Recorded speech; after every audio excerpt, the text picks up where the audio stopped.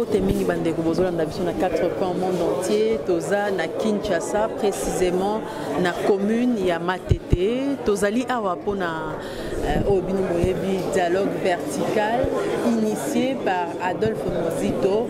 Awa penza boyebi yango ndenge le kaka dialogue vertical ba exposaka sur ba sujet moko donné population à tout nakami tout na poye base d'information et puis ba animateur il y a dialogue vertical peut ba répondre à peut ba yoka que ba suggestion et à bandeko il y a population pour ba sala yangonde pour population à s'exprimer pour et à la relation donc netiko solo là entre ba décideur ba bateau ba assumant ba poste mo minene na mboko na ba oyo bazali kozela penza et loko moko ko na mboka alors lelo dialogue vertical toujours makambo etali élection bokolanda bino moko lolenge nini bazali komona lelo bazo ko expliquer bana matete élection bazomona ngo lolenge nini ba intervenant bakozala bokolanda pena bolai tele chango zalewa pour faire vivre bino en intégralité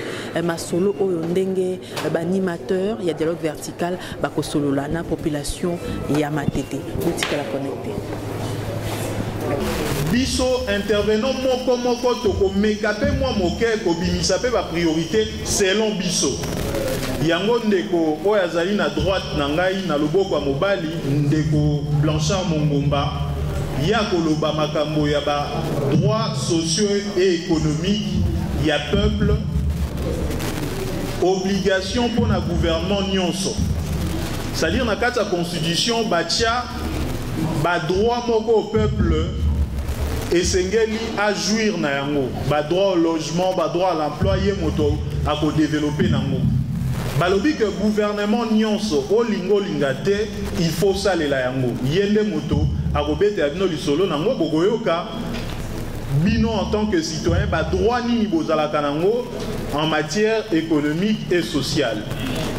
Ngai sikoyo na kosala sujet ya mibale na komeka pe kobimisa priorité mususu na lobela Kinshasa l'enfer au paradis na ebité soki bozo mona carte wana na ko développer par rapport à carte wana monene pe na dépliant ba pesi bino mususu eza pe na carte moko ya ville ya Kinshasa tokotala yango toyeba mikakatano nini o ville ya Kinshasa za nango est-ce que bino en tant que ba Kinois bondimi que makambo biso tokoloba ezape ba priorité oyo ba président de la République na ba candidat député il faut ba salela yango il faut ba lakisa biso ba solution nini baza ko proposer biso na ba programme na bango tango ba kozana na campagne.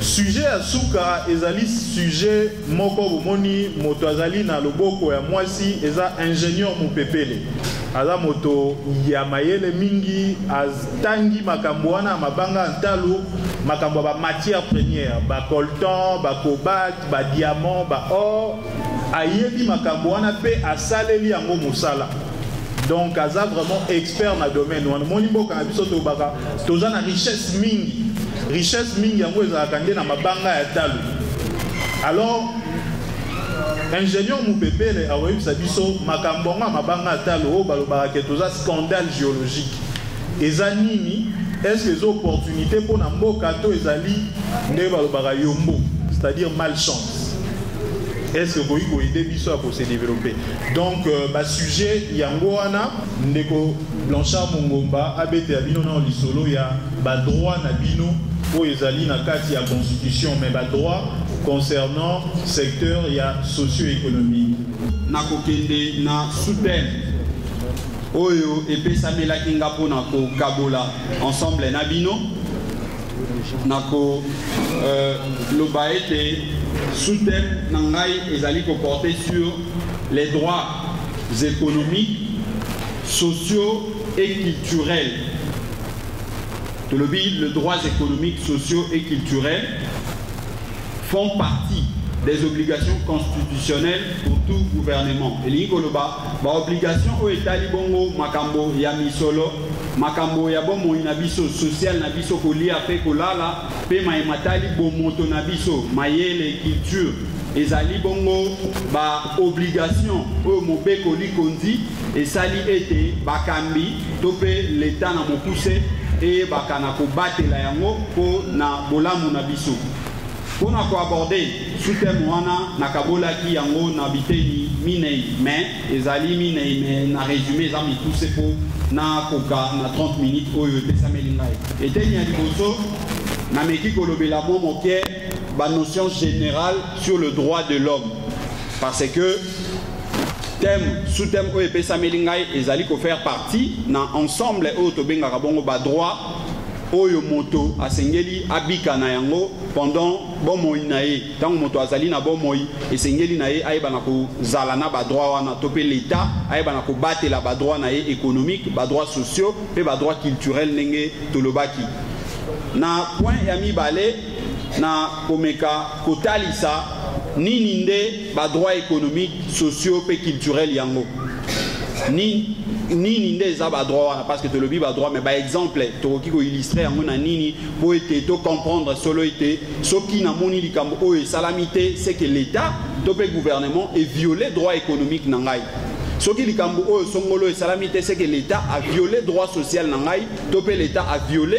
droit culturel na ngai tokomeka ko illustrer yango pona toyeba na ko comprendre malamu sous thème na biso ya misato eteni ya misato na meki kotalisa obligation ya constitutionnel ya gouvernement ya koyeba ko batela solo ba droit wana parce que ndenge na talisi soki l'état a bateli ba droit wana te epai na biso bato ezali pe violation bato mingi bayebaka yango te mais lelo tokolakisa que soki ozali kolia malamu te ekoki ko constituer pe ezali déjà violation mais ekoki ko constituer to pe okoki ko intenter action moko na justice contre l'état pambate l'état a bateli ba droit économique na yote eteni aminei tokotali sabongo la justiciabilité des droits économiques sociaux et culturels donc tozali kotali sanenge na uti koloba awa ete ba droit wana ekoki pe ko sala objet ya procès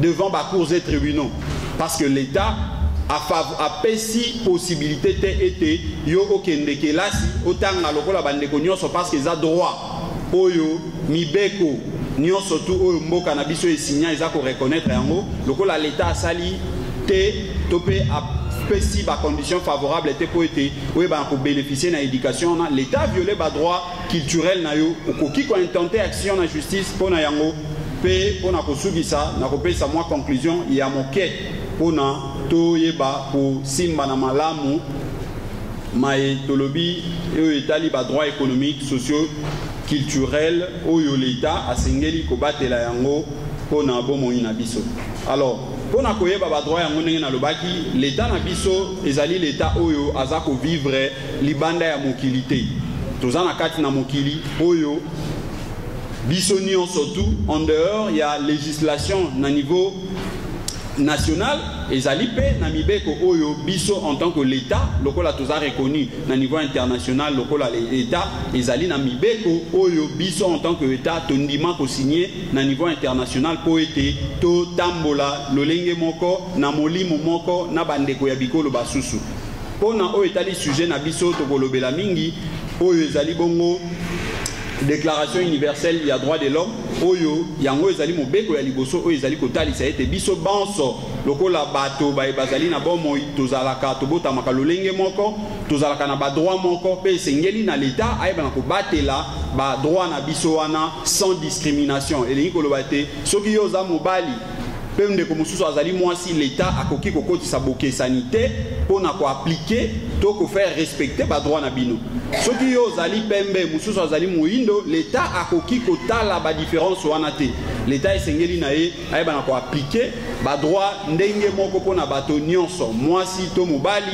moindo to pembe pe bongo na bongo totalisie que na sima ya mobeko wana ya monene ezali pe na constitution na biso oyo est consacré chapitre mobimba to pe titre mobimba oyo ezali kolobela uniquement soki botali na constitution titre 2 eza kolobela des droits humains des libertés fondamentales et des devoirs du citoyen et de l'état chapitre 2 ya titre wana ezali kolobela uniquement des droits économiques sociaux et culturels pe constituant moto asalaki constitution à prévoir article, je crois, 16, de l'article 34 à 49, Constitution ezali kolobela uniquement les droits économiques, les droits sociaux et les droits culturels.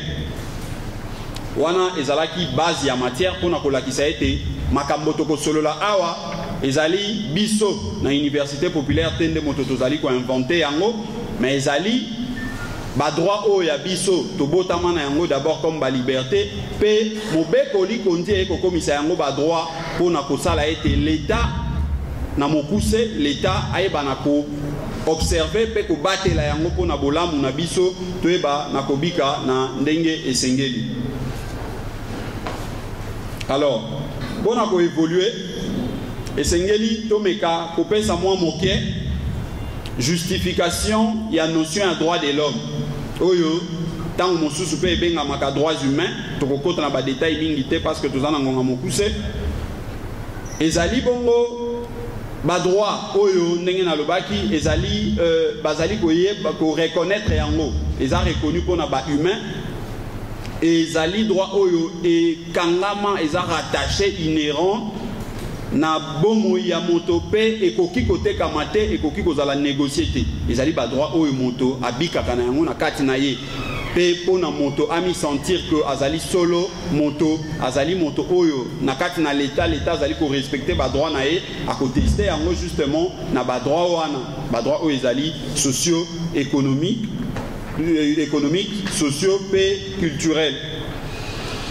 Mais pona ko comprendre ba droit yango bien et sengelaki tomeka ko talisa ete na mibeko o nyoso totangaki ba droit déclaration universelle ya droit de l'homme mobeko li kondi na biso constitution et pe si ba droit ebele mais ba droit o biso tozo lobela lelo économique socio pe culturel wana e uti wapi pe ba ebotami ndenge nini tokotalisa eke na kati na ba droit nyonso tout ezali bato ya maele bamekaki ko classifier yango selon ba génération eza na ba droit o ya première génération eza na ba droit o ya deuxième génération pe ba droit ya troisième génération pona nini ba génération parce que ndenge biso banso toyebi tango mokili ebandaki liboso ete tozwa ba déclaration universelle ya droit de l'homme wana ezalaki mokili ezalaki série ya ba roi moi mon boulot ezalaka kozala mingi soki roi azwi décision ye moko azalaki juge ye moko azalaki exécutif ye moko azalaki kozwa mibeko pe soki omeki kotambola na libanda ya mibeko ndenge roi apesi yango bakozwa yo soit bakati yo kingo soit basali yo oyo ndenge roi akodeside pe eloko wana ezangisaki kimia mingi nde esalaki ete génération ya liboso bamekaki koluka koprotéger d'abord badroit oyo ezalaki civil pe politique badroit oyo eza kosoccupe na moto na lolenge asengeli kobika na kati na société pe badroit na ye politique oyo esengeli oyo ezali kopesa ye ndingisa ya kopesa opinion na ye ya koloba likambo to pe ya komanifeste to ya kocréer baassociation pe bongo na bongo wana ezalaki droit ya première génération eza badroit oyo tobengaka badroit civil et politique. Droit ya deuxième génération tant basali badroit wana bamoni ete moi kimia côté wana ekoti na époque ya œil pour œil dent pour dent moi kimia ekomi kokota bakomi ko recourir na l'état bamoni que non moi mboka mokili ekomaki na moi kimia ba ekotala non mais ba droit oyo kaka yango tende moto ezali tina po ete moto abika ezape na ba droit mususu d'où il faut topesa yango pe isika nango nde bayaki ko créer ba droit oyo ya deuxième génération ndenge na lobi ba droit économique ba droit sociaux pe ba droit culturel yango nde ezali mama likambo na biso oyo tokolobela lelo ya misato ezali ba droit ya troisième génération ba droit ya troisième génération ezali ba droit collectif. Alors pona kozonga sikoyo na ba droit économique, sociaux et culturels oyo ezali mama ya likambo na biso esengeli totalisa na ba exemple palpable nini nde ezali ba droit yango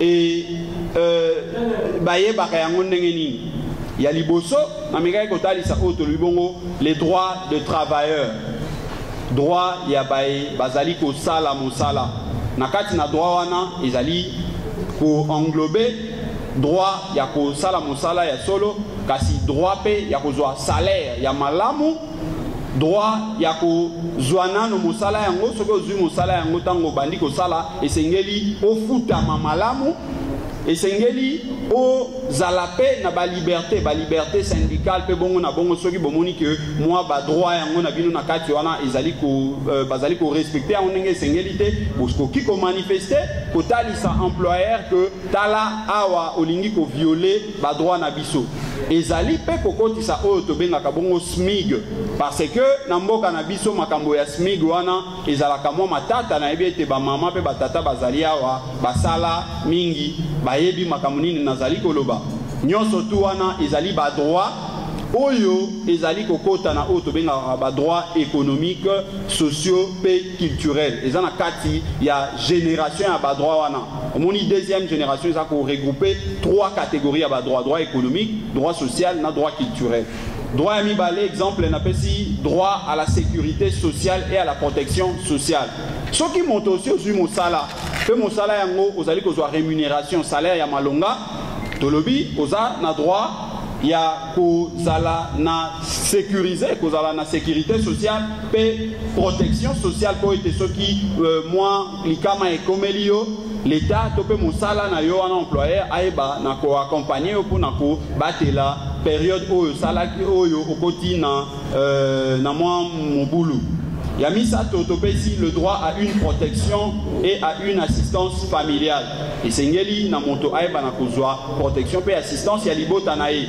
Atako salimbe ba ya monene. Soki okomi na kati na isika ya libota na yo et sengeli na batote ko ya ko violer droit familial na yo. Et sengeli na l'État pe banso bae bako respecter droit à la protection to pe droit familial ya moto. Yaminei to pesa ki exemple ya droit à un niveau de vie suffisant. Moto esengeli na e abika na lolenge o esengeli po a se sentir gaza moto. Moto faut pas à la marginaliser. Moto esengeli abika na lolenge o esengeli. Tozu droit mosusu exemple mosusu droit à la santé. Moto soki abeli esengeli azwa ba soin malamu. Moto soki abeli pe azwa ba soin malamu te ata ko soki azali na misolote l'État azali wana pona ko assister ko sala ete moto oyo akoyi malade aiba na kozwa soin ya malamu. Est-ce que biso a na Kinshasa pe na Congo soki to beli to zwa ba soin ya malamu? Nakanisi ya nunabino etalisi ya solo que mboka na biso tozako violer ba droit économique et socio-culturel. Nazu exemple mosusu le droit à l'éducation. To ya éducation to pe ba bakenda kanabité elo. Soki to lobito que en terme ya pourcentage, tozana combien de Congolais oyo bakenda kanabité elo. Monique pourcentage eza na 5000 na okinde ko alobi kuna 2. Donc majorité ya ba jeunes o bazana âge ya kokende na ba classe bakenda ka classe T. Mingi oyo bakei classe tozako représenter pourcentage moko moke. Eza violation ya ba droit ya bandeko wana à l'éducation. Droit mosusu eza droit culturel.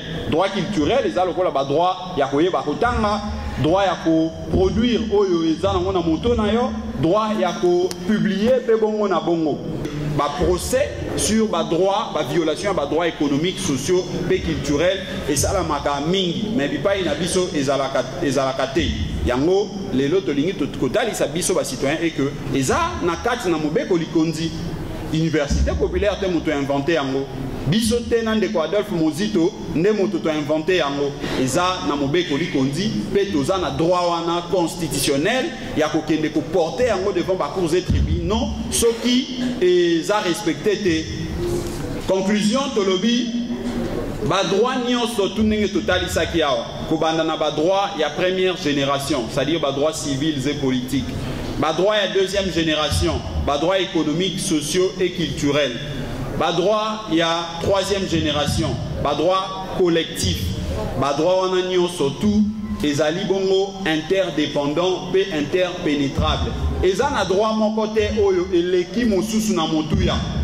Nazo exemple moko moke ezali na bayi politique basusu tokotanga bakomba wa te kasi bino moko boyebi bazalaki koyebisa biso na mikolo eleki ete entre makambo etali maponami na makambo etali développement biso to sala choix parce que maponami eza kosenga misolo ebele soki nga na bina tuna bino mutuna entre makambo etali maponami na makambo etali développement, c'est-à-dire maponami ezali ba droit ya première génération, ba droit civil et politique, et ba droit ya développement ezali na droit na deuxième génération, ba droit économique, socio et culturel. Soki na bina tuna bino bopona moko bokopona oapi bopona oapi voilà, na monique bino pe bokoti na pièce wana parce que na conclusion to lobiete ba droit wana nyonso tout ezali interdépendant. Nyonso tout ezali ndenge moko. Eza na droit moko te o eleki mosusu na motuya. Parce que ba droit sociaux, ba droit civil et politique ezali na kati na mobeko likonzi ezali ko batela yango.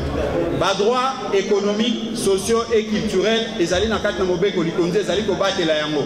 Ba droit collectif ezali na kati na mobeko likonzi ezali ko batela yango. Mais comment tokoki kokona moko to prioriser yango to tika mosusu? Omoni que tokoki kokota na on a débat na tikel bino motuna bokozongisa mais ngai na conclusion na nga na talisi que eza na droit moko te o eleki mosusu na motuya. Parce que moto aza na droit il y a voter. Mais au même moment qu'il y a droit à voter, avant qu'il ne vote, c'est que moto aza na santé à malamu. Mais pour aza na santé à malamu, c'est que ali à malamu. Aye ba pe akola la wapi pe akola muka ndenge nini polo bia qu'il ne voter. Au monde que ba droit on surtout etambo les aisika moko. Les ana moko o eleki mosusu na motuya te. Ngai sujet na ngai ezali Kinshasa l'enfer au paradis. Na sujet oyo na bolika mingi kopesa bino maloba parce que za makambo moko ya motuya il faut toyeba yango pour que toyeba que ntango moto alingi kozala candidat député, candidat président de la République, candidat député na provincial to na national, il faut toyeba yango parce que toza na Kinshasa pour vivre na lifelo. Pourtant, tu aurais vivre neti moi malamu na paradis vraiment te mais moi malamu neti toza pour vivre le pe tant que tu veux Kinshasa toujours le beka Kinshasa ya pamba te toujours le beka Kinshasa comme capitale et dit qu'on a dit ça que soki na Kinshasa toza na mikakatano wana c'est que na bato baza na intérieur bato baza na ba province mikakatano wana tokoki komultiplier yango même par 10 parce que Kinshasa eza capitale eza miroir ya mboka donc tokoki koloba te ke eloko moko basali na Kinshasa te mais basalaka yango na intérieur eza presque impossible. Donc ntango tozolobela Kinshasa en réalité tozolobela baprovince nyonso mikakatano nini oyo toza nango. Ntango boza kotala est-ce que boza na bakarte wana bonjour bakarte na bino kota la carte à monnaie. Kinshasa l'enfer au paradis. Et non pas monnaie est tombé na Kinshasa l'enfer au paradis. Bino kota la comment est-ce que tokaboli géographie à Kinshasa, territoire à Kinshasa. Au comment na place où ezali où ils ont rouge to doré négocier. Ils ont rouge. Rouge moko ici là ngamba. Place où vous avez comment na rouge wana ezali 22 communes ya ville à Kinshasa. 22 communes ezali à partir ya Kipanze que 10 communes ya Kaliema. 22 communes ya ville à Kinshasa. Kota la dimension na kota monene na mo. Kinshasa nde yango nyonso mobimba. Parti oyo boza komona en rouge yango wana nde 22 communes. Place oyo bana Kipanze te bazali Matete Lemba ti tokoma na commune na Ngaliema. Place oyo mpe tozali na Matete toza na kati ya 22 communes. Soki botali bien ils ont représenté kaka 10% ya territoire mobimba ya Kinshasa. Donc bana ya Kipanze ke ti Ngaliema bayebaka ke babitaka kaka 10% ya commune ya Kinshasa. Soki botali Ntsele oyo eza en vert, eza la couleur verte, Bokomon na yango pe eza presque même dimension na 22 communes ya ville à Kinshasa. Si vous votez là, on a trouvé qu'on dit bleu au blanc, Ndeko Cédric. Les amours pas. On a mon commune Yamalou. Oyo vous a Oyo 22 communes. Oyo commune Yanzele. Presque ndenge moko na commune. On a 22 communes. Ah, on a commune Yamalou. Oh, nous sommes aux communes. Est-ce que vous pouvez estimer le pourcentage Maloukouri vous a combien de pourcents? Malouko, déjà à 80%, c'est 10%, 20 communes Tchikali, Malouko 10%. Merci beaucoup. On a ma tête, on va ma tête, on va ma tête,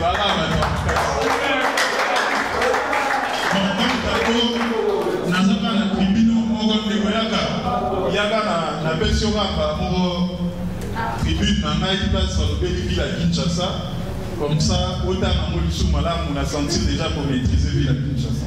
Merci beaucoup. Ndeko petit compoté.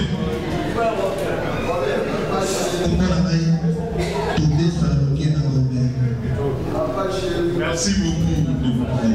Donc comment les gens Ndeko à comprendre. Mais et donc on dit que ça grave la situation géographique. Et ça que ce qui doit être à la place où nous avons 22 communes, population où il y a 95%. 95% il y a population à Kinshasa, bah habite à 22 communes à Kinshasa. Tant pis qu'à Katano. Et maintenant, 10% na 80%, c'est-à-dire 90% il y a territoire à Kinshasa et ça habité par 5% il y a population à Kinshasa. Est-ce que nous allons comprendre de quoi? Donc, et puis qu'on va que Kotoyo, Nsele, Namaluku, et ça occupé. Même avec les sous-soldats, Ndambo ya batu oyo, baza occupé Maluku, donc Nsele. Tant qu'on va être Kotonga, Batonga sans urbanisation. Au moment où on a terrassé Zate, Batongi, Bakani, Banzela, au continent avenue Boé, Namutuka, Organisi Benzela, ils ont dit ok, quelque part au petit Ndambo local. Donc l'État a planifié presque l'autre côté. À tel qu'à sans qu'on urbaniser, sans qu'on aménager. Est-ce que nous avons la malade? On a la solo, comme population pour Goloba. Est-ce que Makaboa les a priorité pour vous apposer là? Futur candidat président, Tofi, futur candidat député national ou provinciaux. Tolobi, Bazako, Tekamabele, Bazako prévoir Banzelate, Bazako prévoir Bateracete, Bazako Senga l'État, Amemama, Inalotibiki. Nous sommes des accords que mini na Maluko, on a monté mais avant la 22 communes. Alors c'est la team au collègue comme Makuna Malamunda au Québec. Et les gens donc, les connaissances sont peut-être Bochel Penabon des accusés Naba ordinaire. Donc, par question, on a combien Batambola 24 communes. Et ça, pour nous, Mikakatano, faux bailli politique, gouverneur de la ville, il y a Kinshasa, président de la République. Makambo, Mikakatano, il faut résoudre. Donc, les candidats pour présenter le programme. Et ça, Mikakatano, il y a bien dans la commune à ma TTT. Mouto a résoudre un problème, quand il y a la commune à ma TTT, ça pour commerce. Gouverneur, il faut résoudre un problème, il y a ville à Kinshasa, Mouima. Si vous avez un gouverneur, tant que vous avez Kinshasa, comme Bakinois, par rapport à un problème, il y a banane. Il y a un mot de du solo, il y a Kinshasa.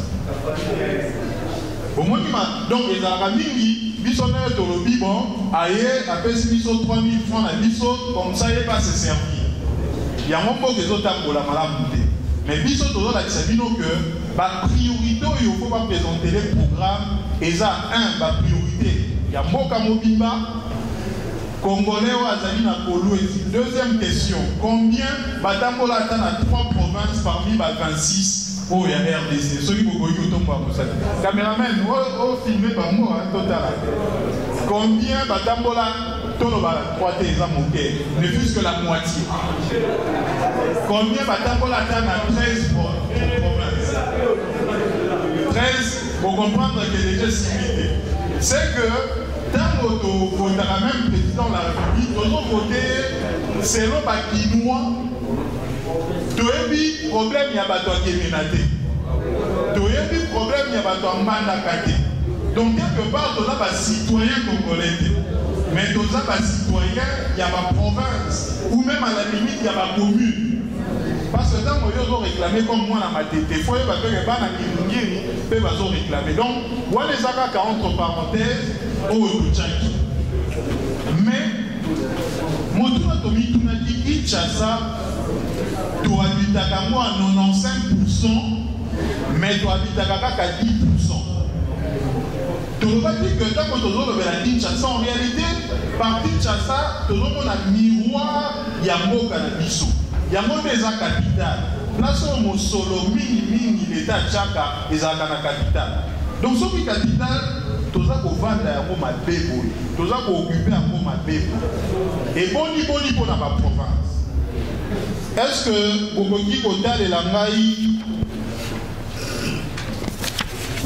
superficie de 26 provinces de la RDC? Et ça par kilomètre carré. Nani Aboïko et Bissangaï, Kinshasa, sur 26 provinces, Aboïko classé au 40e en termes de superficie. Sur 26. On dirait que ça, ils avaient distribué avant. Avant même, 9 €, 10 €, déjà, vous avez des millions. Vous avez dit censé au Tamba. Oui, lobby, na kutana moto moko apesinga document moko. Azali il y a Jean Joué, beaucoup Jean Joué à Libéria. Après si un document, on a un costume, mais alors est-ce que vous avez un après un mois méchant, mais il a critique générale. On dit que les Africains, mais pas soit dit ça, il y a un moment où il y a un pays que les Africains, tout le ça à côté de la d'ailleurs, sur le niveau de l'Africain, c'est que ça, il y a un livre. Au monde, c'est que même bon, on a un livre à pourtant, on va aller dans la carte. En termes de superficie, Kinshasa, vous allez placer combien? 23e. Est-ce qu'à suite les commençons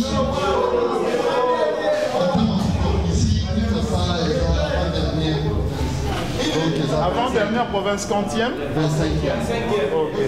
Est-ce qu'à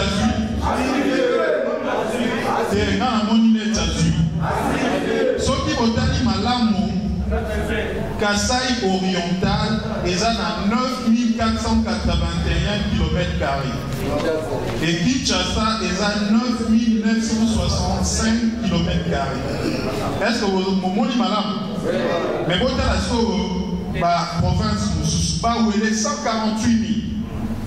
Donc Kinshasa est à 25e province en termes de superficie. Bon, on dit que Kinshasa, oh, il y a occupé à 10%.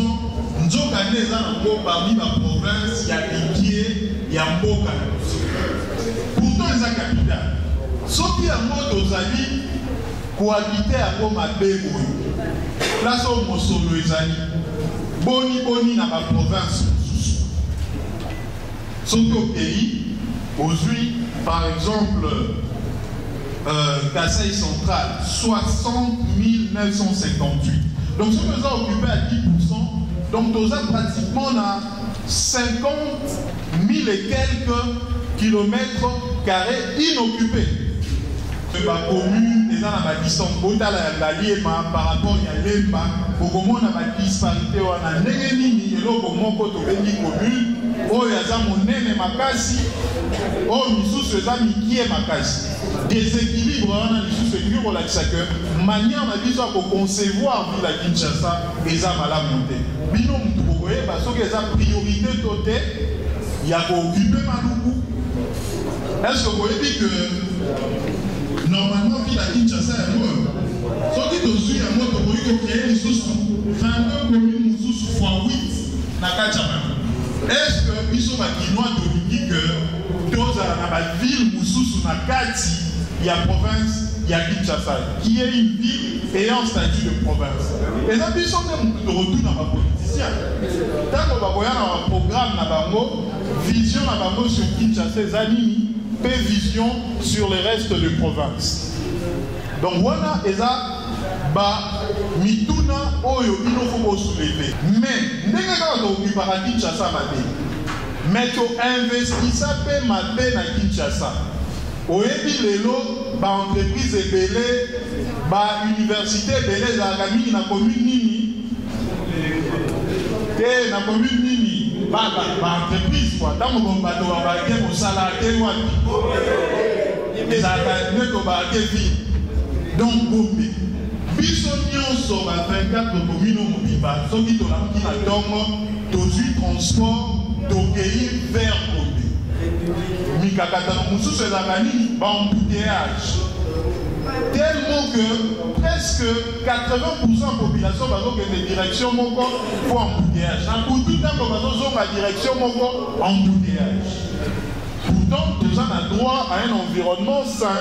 Embouteillage wana na ba solani lingua et makawana écrit à taper malade. Alors, Neko Steve a outi une superficie, ça a une comparaison superficie, c'est-à-dire étendue en boca à biso, monnaie en boca à biso, à comparer en boca à pays sous. Mais ce qui te suit Congo, ndenge ezali boca à biso, 2 345 409 km². Ndenge monnaie en boca à biso. Ce qui te suit boca à biso, te tire, te comparer en boca à Bamboko et l'Union européenne. Otala, na tableau na Sud Congo, na Bambisi yango, na kati ya Union européenne. Okomona que mboka na biso ezali France ekoti na kati, Belgique pe ekoti, to bakisi Pays-Bas, Luxembourg,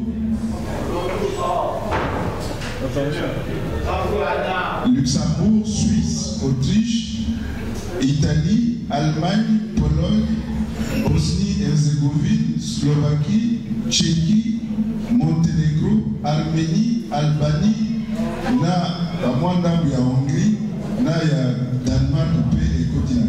Donc voilà, on est en Boka na biso.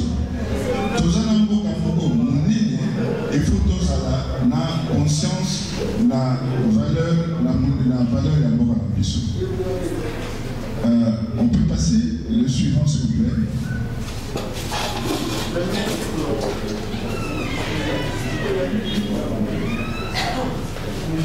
Alors, ndenge tolobaki, donc nous avons 2 345 000 km². Na kati ya mboka na biso, mabele oyo eza na kati ya mai te. Donc, place toko kotanga nako, toko kolona biloko, ezali 2 millions, pratiquement 3 quarts ya mboka na biso, plus que 3 quarts. Ezali na mai te, donc eza na ba place moko oyo toko kotonga oyo mabele oyo toko kolona toza nango 80 millions d'hectares, c'est-à-dire ezali presque un peu moins que moitié, mais ezali presque moitié ya territoire na biso, donc toko kolona pratiquement na moitié ya territoire. Sur la kati ya mai na biso tozali na 700 000 tonnes ya mbisi oyo ebotamaka na mbula moko. Donc chaque mbula na bamai na biso tozala na 700 000 tonnes ya mbisi ebotamaka. Et puis fleuve Congo na biso ezali na force oyo, donc quantité ya mai oyo ya boka na océan ezala 42 000 mètres cubes par seconde. Nazo pesa chiffre na yokaki ba politicien likolo et comme débat pour ba tchadien ba sengi ka moi ndambo ya mai totila bango po bazana besoin à côté ya bango kuna lac Tchad et Kaouki. Alors la bandit na yoki la politicien na ndenge bazoleka na télévision boy kopesa bango mai mais sans que tout na expert, c'est-à-dire bateau matière wana ya mai avis na bango ezali bateau wana bazosenga mai normalement quantité oyo bazosenga ezali 100 mètres cubes par seconde tala nanu oyo toza nango 42 000 mètres cubes par seconde bango bazosenga combien 100. Donc ezali une goutte d'eau dans la mer. Donc les alliés rien du tout. Surtout que Nandenge Bazosenga, Nandenge Toropesa Bango 100 mètres cubes, donc on sait que Nini et Baléo Babeki ou Bangi, Oyo Tokoko Lekisaba bateau, Nambuka Nyosote, parce que les Arana va payer une sous un bateau et au parce que Nini Zelu, Ezaka Mingi, alors, dans le système où on a Barosala, donc on récupère. Donc, on a net qu'au Bangui, on a plus que chaque saison, et on a le bateau qu'on fréquentait. Donc, il faut qu'on réfléchisse avant qu'on puisse sa réponse parce que les alliés démagogie. Et on a toujours pour nos dirigeants au Bazana Marie. Avant, Olo, non expert Oyo, Azana na domaine, on a appelé ça comme ça, on va faire des décisions, il y a bien. Donc, nous, se basons sur la télévision, la raison de meeting, basons sur ça, et ça, meeting, et ça, pilote, par décision, basons soit sans que, il y ait un problème des années. On peut pas. Alors, voici, Nandene Tosali 4 Tolobi, Tozana Mboka Moko Nene, mais Nene État Yamboka Wana Ezali. Nalobaki que Tozana 75 millions, il y a 80 millions, il y a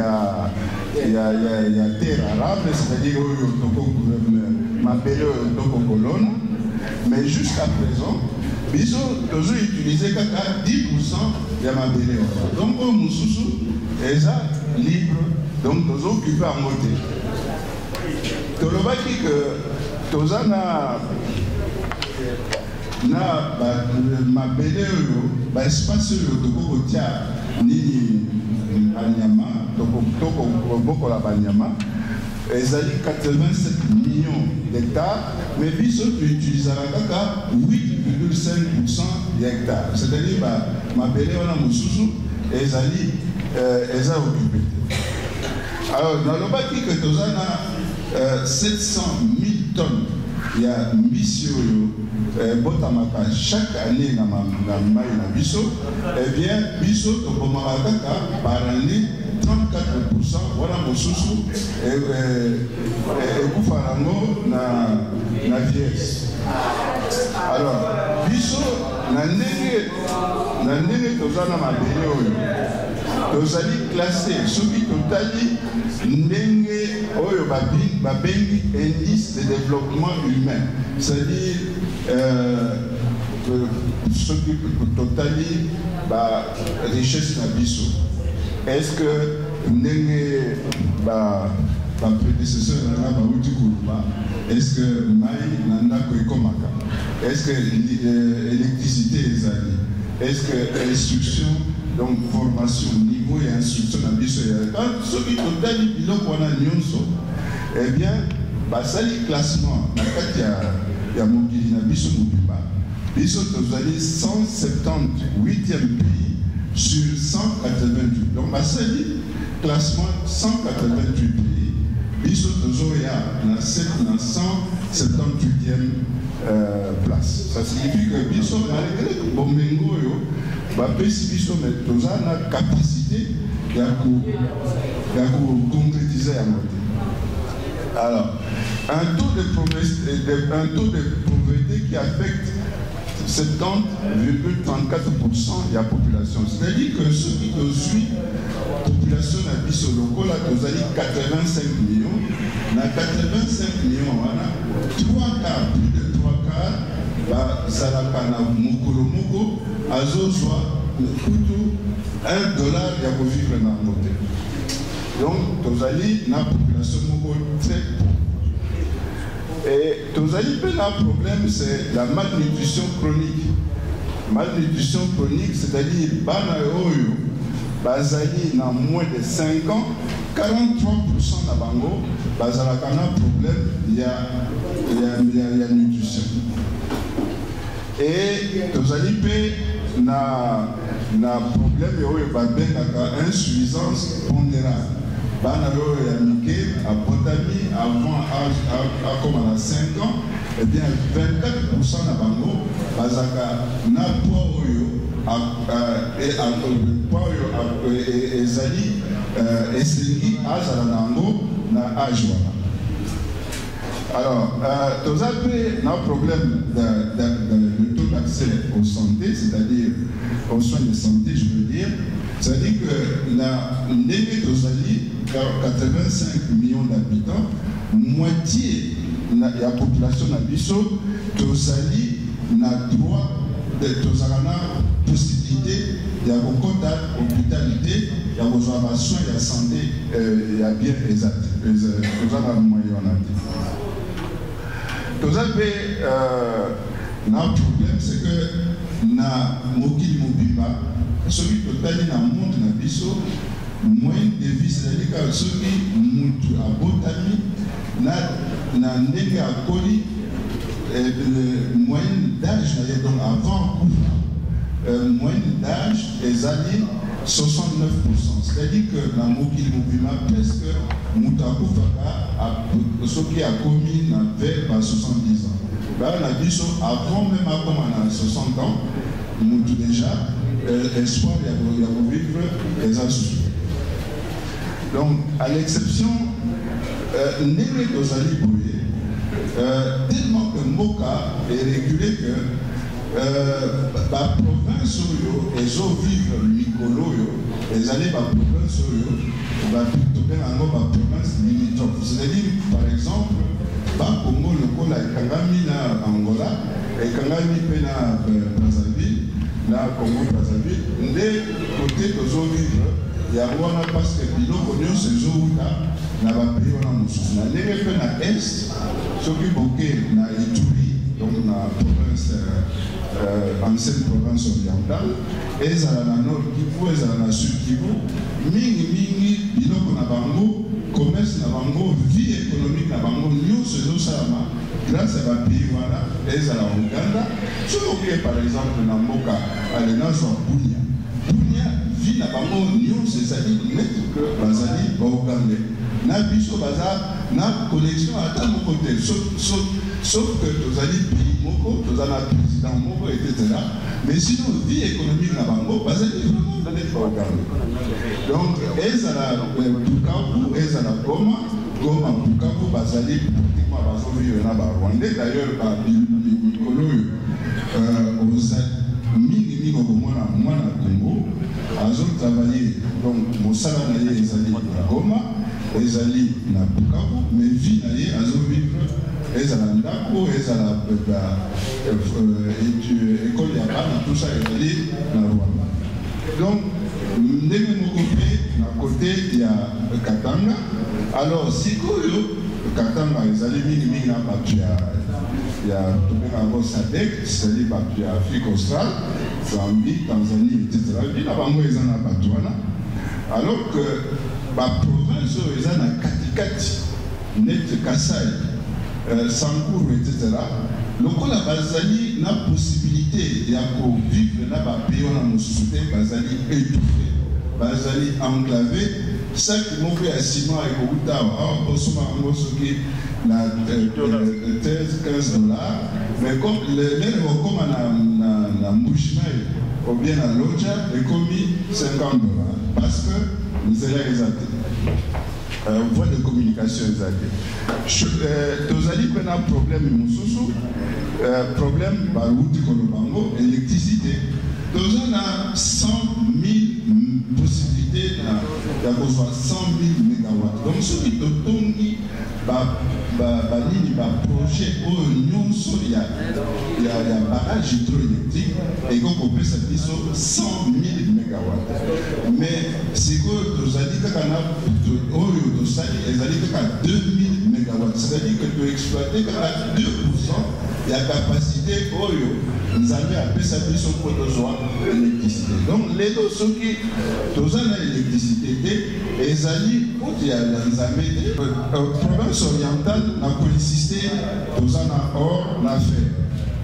Fer, nous avons fait les alliés, ça va acier. Nous avons la plupart des alliés l'acier. Donc, et où tu as faire. Et nous avons la province orientale, ils ont la quantité de et qu'on sait que le monde nous vit pour vivre dans faire la mission. Mais jusqu'à présent, nous avons pendant l'exploitation et à faire relater. Mais or, ils ont déjà exploité tous les cas. Alors, dans le Grand Kassai, Kassai est par rapport au diamant. Na pas diamant, bazali pe na chrome, na nickel. Et nickel wana, na chrome, surtout nickel. Et zali, et venez beaucoup, Nicoloyo, la miner les balignes en ligne parce que le lobby, ma voiture, nous avons une voiture, il y a l'essence, il y a mazout, donc on va ça, il y a un et comme ma voiture électrique, donc, et vous avez la place, il y a carburant et vous avez la batterie. Batterie, voilà, ça va entre autres, dans nickel. Donc, malgré que le métal, voilà, tournant de bandi exploitation d'un côté, mais ça, et l'autre, la Nicolo, la Ndenge, et vous avez valeur, que vous allez peut-être obligé, pour l'exploitation d'un côté. Alors, Katanga pratiquement biloko nyonso ezali à part cuivre na combattre wana boyokaka bazali mpe na étain bazali na uranium bazali na biloko mingi na leo tosala badébat tokobanda tokoloba toleka. Alors na Équateur baza na cuivre na or na fer mais eloko moko jusqu'à présent exploration de ça travaux de ça ils ont l'acquis que na nambo ya oyo eza na kati ya Équateur et comme pour ça la net de tout ça l'exploitation industrielle tous les cas na bande de beaucoup alors ce que je voudrais souligner ce que je voudrais souligner voici par exemple la mission.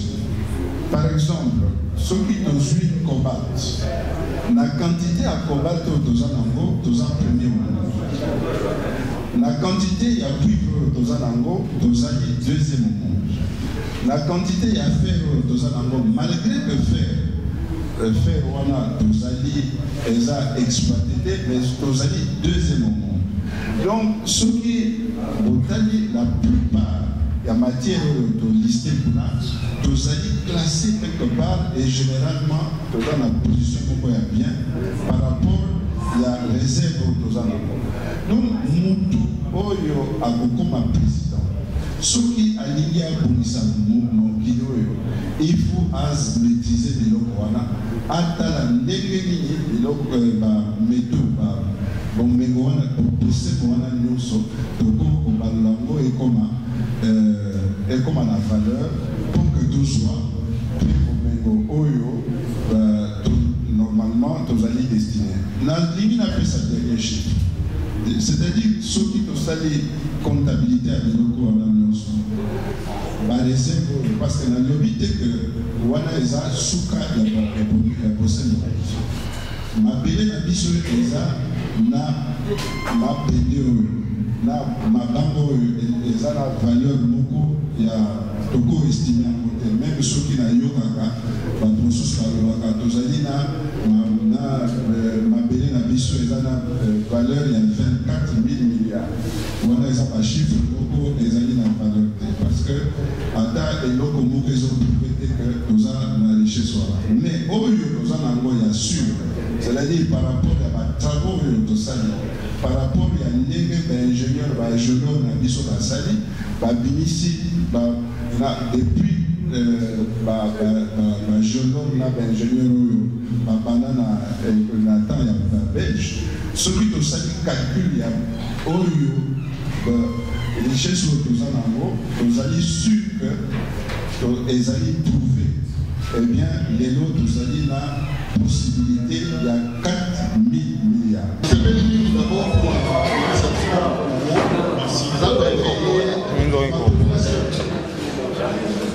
mais plus, s'intéresser mille dans l'enseignement et l'ingénieur.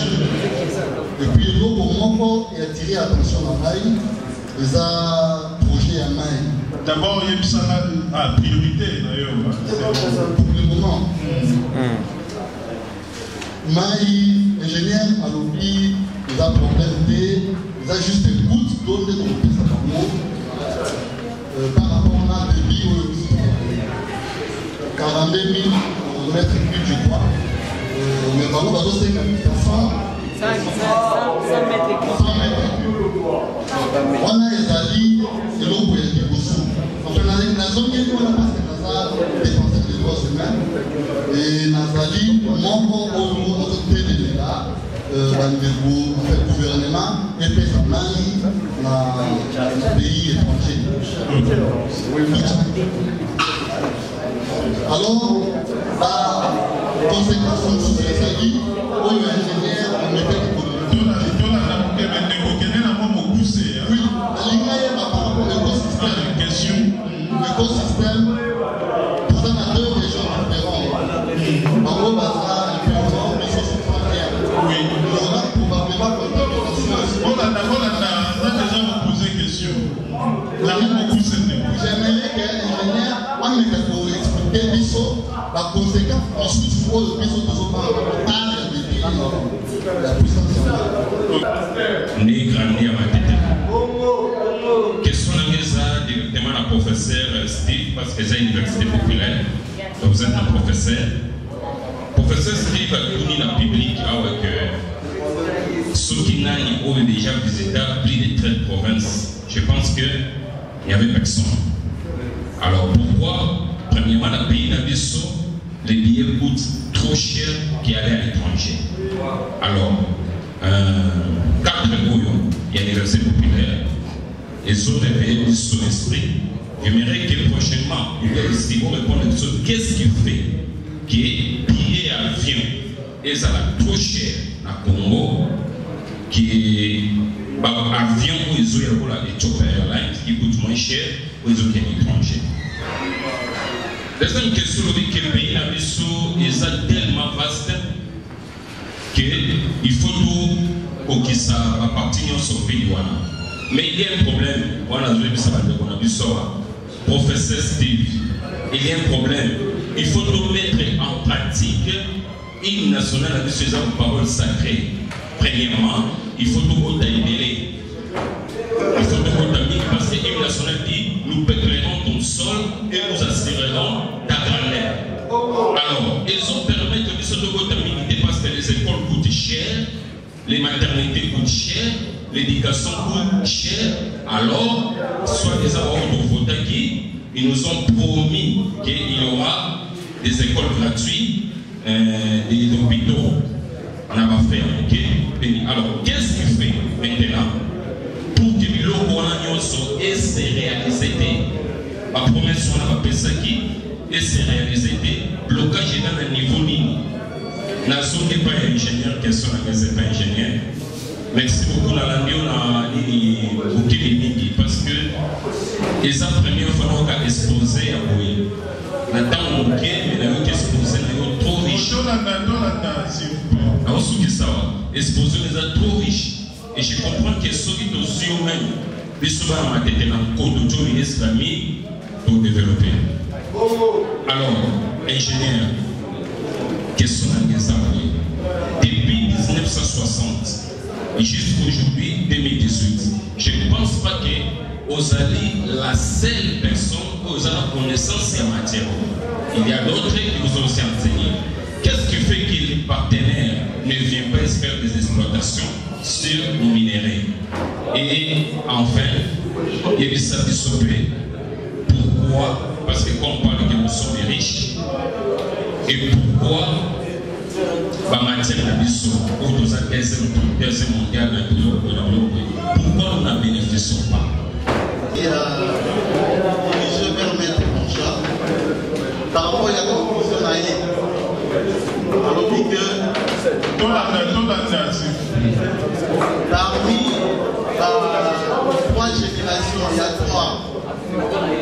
Parmi la génération, on a eu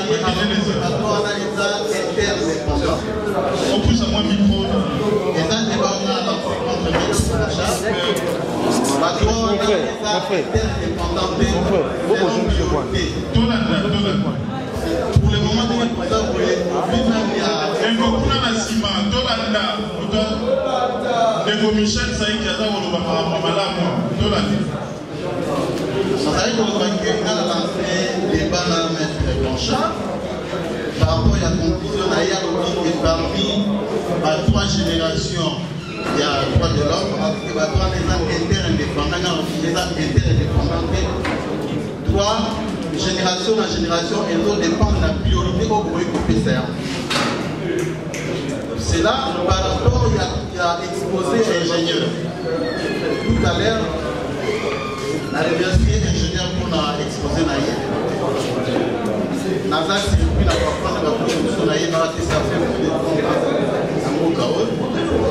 alors, naïe naïe. Est-ce que le micro est dans la ligne est par ingénieur. Depuis 1960 jusqu'à mon jour. Ligne est à pour ça que la minerai à Banambo Congo est bénéficiée à l'étranger et non pas aux autres. C'est la question de l'ingénieur. Alors, pour ma mère, je vois que la question a été posée pour moi. Et la priorité à génération, ils ont dépend de la priorité dans le monde des arts. Merci Mingi, Ndeko Steve, Napesi, merci Penaba, Ndeko Nyos Balandi, Bisonami, Tuna Nabango. Alors, Nakomeka, pour résumer, Mituna, Nyos Nazui, na Moko, na Moko, Yena répondre, na Moko, Oyatuni Mutuna. Je crois que Mutuna, Natuna Kibino Yakoloba, entre Maponami, na développement, Nini Sengeli, Topona.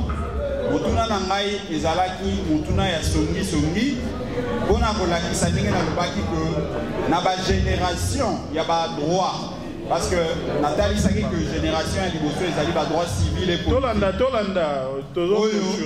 na ba déclaration universelle à droit de l'homme na constitution na biso pe na ba mibeko ebele eza ko protéger yango. Deuxième génération, ils allaient génération à droit économique, sociaux et culturel. Na ba déclaration na droit universel à droit de l'homme, na mobe kolikondi na biso pe ba texte ils allaient ko protéger yango. Na ba droit topé génération ya misato, ils allaient ko protéger bongo ba droit collectif. Nyon surtout mibeko wana pe ils allaient ko protéger yango. Alors, tant on a tunaki mutuna ils allaient pona kotali sabiso été jamais bazali na obligation ya kosala ete bapesa biso ba droit wana to bénéficier na yango bakoki koluka ko opposer ba droit wana jamais rolo ba que non soki na pesi yo droit civil et politique droit économique na yo donc bazana obligation ya kopesa biso ba droit na nyonso tu nzela moko na droit ya kokende na maponami na droit ya kozwa biloko ya kolia droit ya kozwa santé ya malamu baso ya malamu na droit ya kozala na logement ya malonga parce que dans tel ça qui parmi les conditions, les principes, qui n'insiste qui na qualité. Il faut qualité parce que les lots on a qui kozongi ça tous montuna attaque autocomi na suka bogoya no la mais ce qui na le bina tuna entre élections parce que c'est vrai il faut tenir compte de la priorité de lobby. Les lots surtout priorité de l'élection parce que l'objectif est qu'il faut changer en tenant compte il y a des projets de société où il y a représenter. C'est vrai, nous sommes d'accord. Mais ce qui est dans le lobby entre environnement, la biso n'engeza les lots mabé, binomorom tubopesa qui est à Noana, na ville à Kinshasa, foule partout. Nama ponami, est-ce que tu as non? Pour que tu aies élection, priorité, na biso eza ba élection, ton dimanto fanda kanakati ya poubelle. Non, na boyano di bien est-ce que tu as dit puisque tu as dit que priorité na biso na minito eza ba élection. Ton dima que tu fanda kanakati na ba foule nenge Kinshasa eza lelo. Voilà, donc ezako la qui sait que ba droit surtout wana l'État topé l'État na mokuse azana obligation Yakoba la yango, merci beaucoup. L'État a une obligation, Yakosa la été, ba droit wana nyon surtout ezala respecter ndenge moko na c'est-à-dire ba droit économique, na ba droit à première, deuxième, na troisième génération, ezala respecter sur le même pied d'égalité. Moko ekoki kozala prioriser tel ikolo ya mosusu. Si bien que na chaque période na étape moko na moko ezana priorité na yango mais priorité wana ekoki ko sala te que to exclure to peto kitisa mosusu na niveau ya C nyon surtout esengeli tambola nzela moko parce que yango nde ezali ko sala ete moto à se sentir que aza moto atala que nenge ingénieur à la kisi biso pe ndeko atuni mutuna na ye akamwe que congolais tozali ko vivre na $1.1 $1,1. Pourtant, on a beaucoup de ingénieurs à la qui s'agit que les Africains qui vivre dans l'année na 16,600 $. Pendant que Bisso vivra à $400. Au moment que les alliés et l'autre les alliés favoriser le droit na bisoté. Peut-être là qui s'agit que les alliés na possibilité constitution et biso possibilité wana ya ko funda l'État oyo à permettre te makoki po ete ozwa ba droit na yo na ndenge sengeli. Donc côté wana nakanisi que na luka kite ko la kisaka droit moko ezali na motu ya koleka mosusu. Problème ya oyo malobi to pesa na batu ya Tchad. D'abord problème wana eza problème moko il faut tozwa na sérieux. Parce que si on a des biso il y a oyo vivre dans la région wana un problème ya mai ce qui te résoudre en côté bato wana baosala nini bakolongwa kuna bakokende côté o mai ezali donc tozo risquer migration et la migration na ndenge wana ekomema biso baguerre. Donc, tu as une responsabilité en tant que Baltou, tu as un continent Moko, tu as une planète Moko, tu as une responsabilité d'aider les gens. Ça, c'est une responsabilité au niveau humanitaire. Ça, c'est de un. De deux, projet les Bandaka, et Bandisi, Bandaka Kal, la bande 5 ans.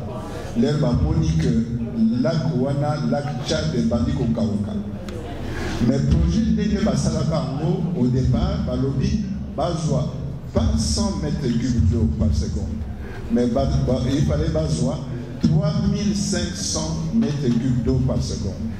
Ce qui pour ça le calcul ezali déjà presque 8% il y a débit il y a fleuve Congo 8% c'est déjà beaucoup. C'est pour ça que Mobutu na air na yewana apesa ki problème wana na ba expert analyser en balobi ce qui te pesi 3000 mètres cubes na batouana c'est vrai et comme ça sabango et comme ça la même tokozala kutuna parce que balinga basala lokola canal ba bateau pe et tout ça donc et corrélier biso entre Équateur, c'est une bonne solution. Mais donc on a un problème par rapport à la situation, il y a fleuve Congo. Ndeko a aussi posé la question est-ce que les conséquences de la biso na ndenge ya bambisi na biso eza na kati ya mai na ba projet honnête inga etc. Donc c'est pour ça que le problème on a posé qui yango na ba expert au lieu que na ndenge ba sali étude ba lobby 3000 mètres cubes c'est trop. Mais basali étude kitisi yango na 100 mètres cubes d'eau par seconde.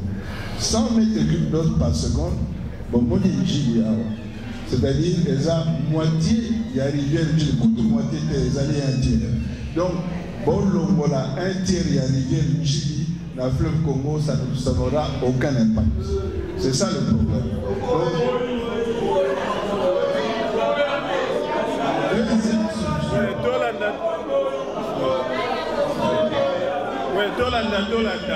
Oui, au moins ingénieur a yoki au moins ingénieur a yoki que ceux qui alias à la candidat ceux qui a proposé Maramouana Maï qui était kuna a yoki ne fût que la matete bah donc ingénieur yoki ce qui te dit donc que les liboso il faut pour répondre là mon tout liboso là pour débattre c'est ça le défaut aux gens. C'est-à-dire que ce qui est le problème des alliés, au lieu de raisonner, on peut s'y répondre directement sans que vous raisonnez. Donc, et deuxièmement, on va poser la réponse à la vie, on va poser la question à la vie depuis 1970 2018. Pour la ligne, Baya Kate, Baya exploiter la richesse au de la Kissi. La ligne et Sabino et Lokomoko, c'est très important. Oyo et Lokotobeni, projet lignée. Projet lignée est à la Cana deux phases. Phase à Liboso, Oyo Tobeni, exploration. Phase à Mibale, Oyo Tobeni, exploitation. Phase wana Tobeni, exploration, et Zali, Misala, Tokosala, Poto Yeba, calcul, il y a mabanga wana eza na kati ya se ya mabele. Phase wana ekokozwa même 10 ans. Donc déjà na niveau wana tozosala net ba préparatif tobandi mosala te tolingi toyeba kaka calcul ya mabanga wana eza na se ya mabele. Déjà tosali entre 5 ans et 10 ans. L'air tokobana mosala après 10 ans production et bandi kobima. Alors, autant la nana, ce qui est au bandit Moussala, l'élo, et que première production est comme dans 10-15 ans, ça signifie que qu'on soit tant mis. Pour que nous allons assurer que Moussala ou bandit n'a pas l'élo, et qu'on peut s'appuyer sur l'intérêt, il faut qu'on ait un niveau politique. Le niveau, il y a Mabélé Nabino, qui y a Ezala. Bonne gouvernance Ezala. Il faut qu'on soit à la calme. Parce que là, la Koyate n'a pas surtout que les amis soient dans Mingi, ceux qui nous assurent que Nambo Kanabino, beaucoup garantir la Kinya, beaucoup garantir la sécurité, beaucoup garantir la stabilité à Bongo Nabino, etc. La vie des choses toujours se comprend. Mbongo et l'Igagate place sur les Amakelé. Mbongo et l'Igagate place sur les des hommes. Or, Mbokanabiso, la plupart du temps, c'est des guerres, c'est de tout le temps, dispute, tout ça, instabilité, il y a des institutions. Mais donc, on a même justice, justice exaltée, n'a pas que Moutou, Aouta, Poto, Aya Kotia, Mbongo, Mboka, Metoyo, il faut la sécuriser.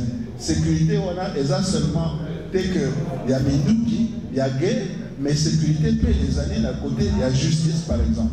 Ce qui a un problème dans Moutou, et que Moutouana a que le salaire pour arrangement dans le magistrat, il va donc voilà, c'est ça le vrai problème. C'est pour ça que dans le Zoé Sabino, Qu'on voter et qu'on changer vie à bino. Vie à bino, ça signifie quoi? Installer la bonne gouvernance. Moutouana aya côté justice, aya côté ordre. Armée, voit ça la place non, soda a combattu mutazo qui a ordre na kati ya bureau na nini na kati ya nzela. Mais yé azana quand leur guerre goya a que protéger bino. Policier mosala na ye asala ngo na ndenge esengeli. Comme ce qui a bani ko kene ko sela ni ba matabish na batu et comme un problème. Donc voilà le problème que nous avons.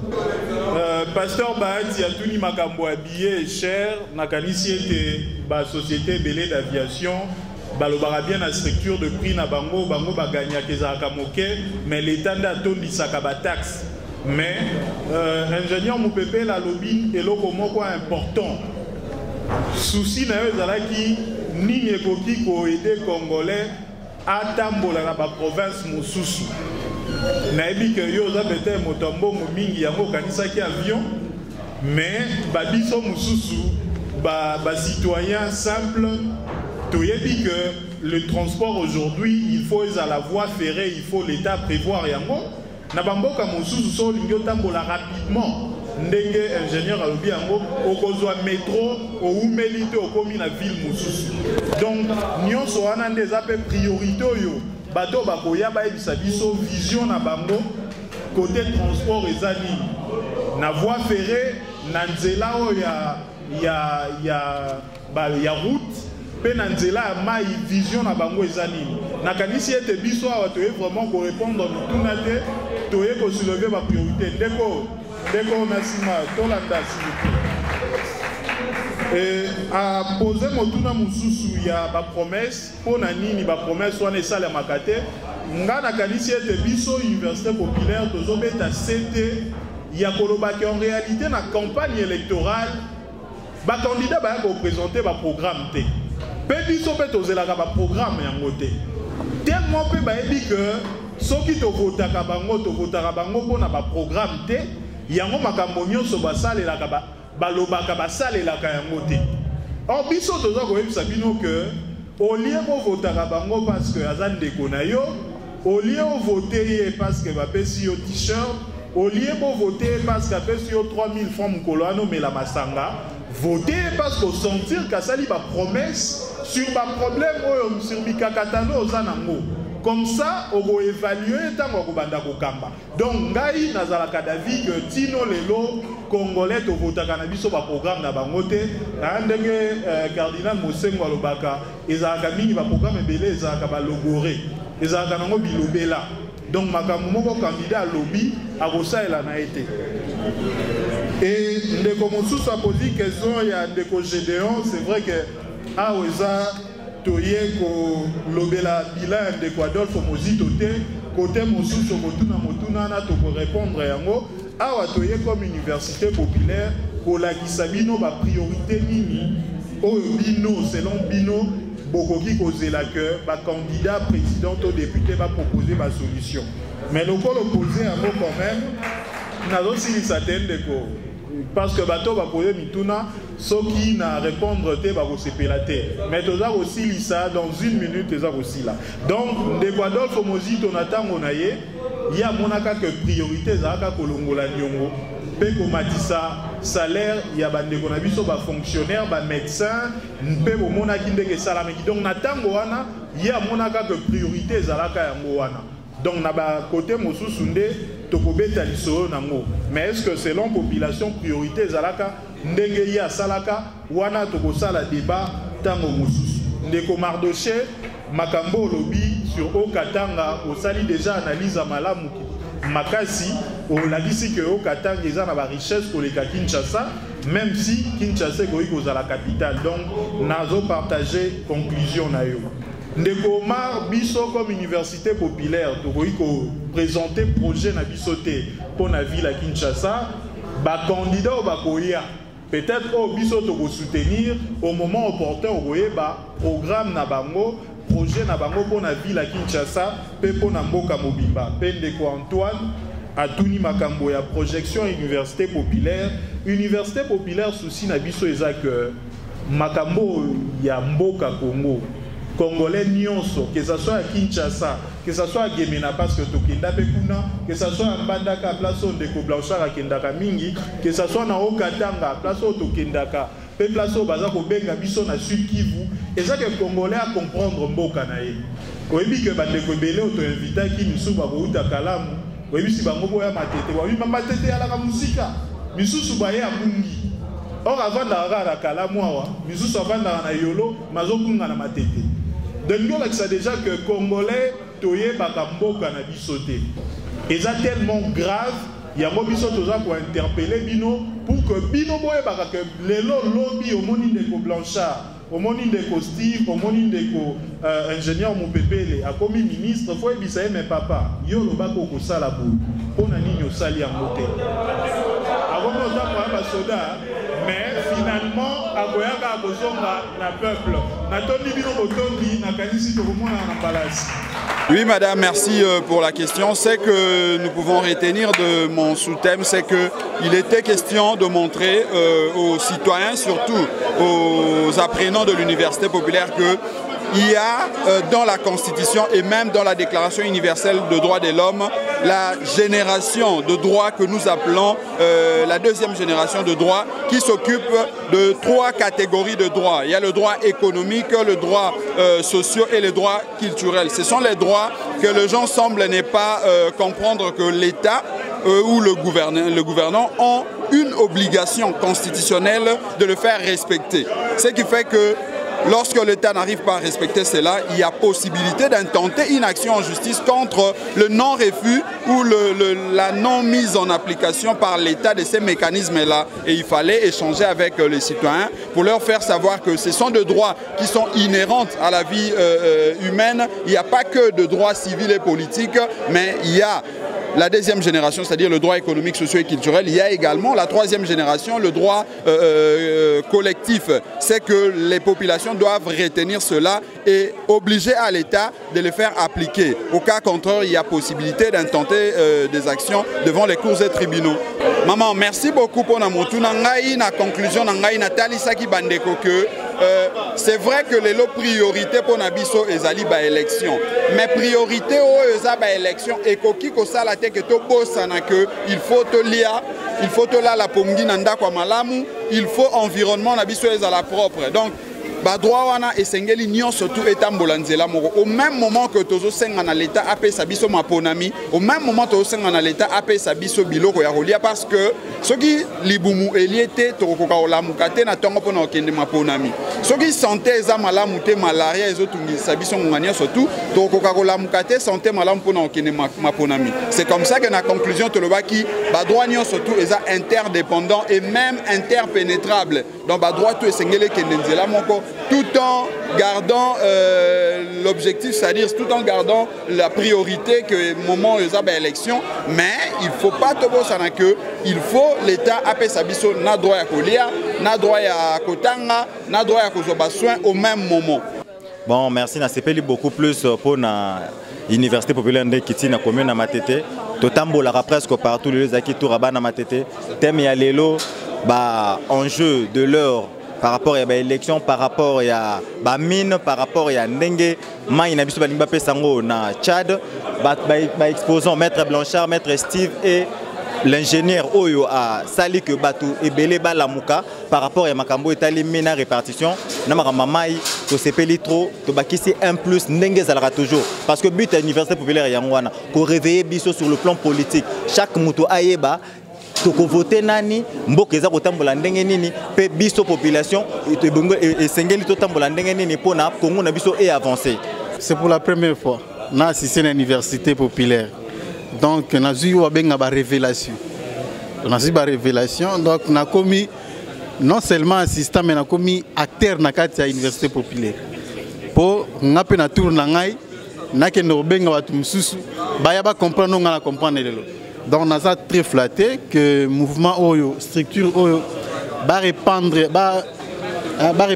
à travers la République pour que même peuple ya muke ayeba nini on kita tozali na on mboka Congo pe nini ezali droit na ye. Vraiment naza très flatté na séance ya lelo. Lelo Université populaire na Matete lobby na Bandal, stratégie à Sika, il y a Université populaire to pré-campagne déjà. Non, maman, eza ni pré-campagne ni sogini ni souci eza kaka moko. Eza que Congolais moko, que ce soit na Kinshasa, que ce soit na Matete, que ce soit na Bandal, toye bamboka na biso malamo. Parce que biso to koloba na ba Congolais que démocratie elingi kolakisa que mboka au Congo ezande ya peuple. Yo peuple okoki kotika te mboka na yo kambama pendant que yo moko yebi mboka ngote. Yango wana biso université populaire tokendaka partout, tokenda ba Masina ba Kimbanseke, Bangaliema komemande sango ya kobetela Congolais lisolo sur mboka na ye pona ye ayeba ko déterminer ba priorité ayeba eloko nini moto nini ofwa pona pour kakamba mboka selon ba priorité oye moko a dégager na ndengo mona ki sujet à lelo. Le sujet à lelo kasi en résumé bolobeli. Sujet à lelo to beli élection ekopusana bino peuple makambo nini bokozela ba politicien basala pona bino ba besoin na bino eza nini tolobi bongo totindi débat na peuple mais par la même occasion biso moko tozui quand même quelques sujets oyo tozo lakisa moi ba priorité ndeko Blanchard alakisi ba droit oyo ya peuple oyo ezalaka na constitution na mobeko likonzi ngai na lakisi makambo ndenge Kinshasa to habitaka ngo malamu te à 10% seulement to lakisi que 80% à Kinshasa eza mal occupé, eza inoccupé plutôt maluku pendant que biso toza koluka bandako toza koluka ba parcelle.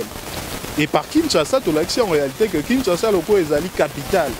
Mais na ndenga superficie eza province à moke et ngi ko lakisa que ba province mosusu pe na intérieur eza mal occupé. Donc peuple faut comprendre que par président de la République to candidat mosusu député photo zela pe to ba projet na ye sur gestion à la terre, que ce soit à Kinshasa, que ce soit à l'intérieur de province. De comme Pepele, il y a Beteli Bisoba na Matete ba Congolais nyonso makambo ya ba matière première to yoga to za scandale géologique. Il y a Beteli Bisoba solo habite non ba matière ngo ezali mais vision pe ya ba politique pona ko gérer ngo malamu pona ko exploiter ngo malamu ezalaka te. Yango la kisipe na population que lelo ko gérer secteur minier ezali une priorité au photo zela ba candidat na ba élection ba présenter les biso ba programme na ba